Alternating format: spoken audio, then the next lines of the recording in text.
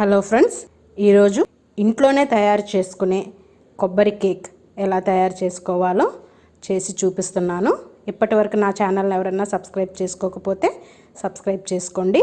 ముందుగా ఒక mixing bowl తీసుకొని దాంట్లో షుగర్ పౌడర్ 1/2 కప్, అలాగే కాచి చల్లార్చుకున్న పాలు 1/2 కప్ వేసి బాగా కలుపుకోవాలి.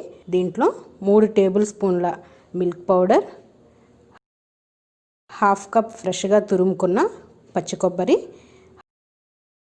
1/2 టేబుల్ స్పూన్ వెనిలా ఎసెన్స్ కూడా వేసి బాగా కలుపుకోవాలి. ఇప్పుడు దీంట్లో 1/4 కప్ కుకింగ్ ఆయిల్ని కూడా యాడ్ చేసుకొని మరొకసారి బాగా కలుపుకోవాలి. అలాగే 1 కప్ మైదా, 1 teaspoon baking powder, 1/2 teaspoon baking సోడాని యాడ్ చేసుకొని మరొకసారి జల్లించుకోవాలి. మరొకసారి ఎక్కడ లంప్స్ లేకుండా బాగా కలుపుకోవాలి.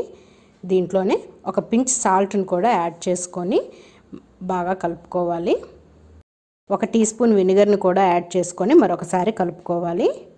తర్వాత కేక్ టిన్కి ఆయిల్ అప్లై చేసుకొని మనం ప్రిపేర్ చేసుకున్న కేక్ బ్యాటర్ని వేసుకొని 10 మినిట్స్ మీడియం ఫ్లేమ్లో ప్రీహీట్ చేసుకున్న కడాయిలో కేక్ టిన్ని ప్లేస్ చేసుకొని 10 మినిట్స్ పాటు మీడియం ఫ్లేమ్లో, ఆ తర్వాత ఒక 30 to 35 మినిట్స్ పాటు లో ఫ్లేమ్లో పెట్టుకొని కేక్ని బేక్ చేసుకోవాలి. చూసారు కదా ఎంత స్పంజీగా వచ్చిందో. చల్లారాక రూమ్ టెంపరేచర్కి వచ్చాక కేక్ని అన్మౌల్డ్ చేసుకోవాలి.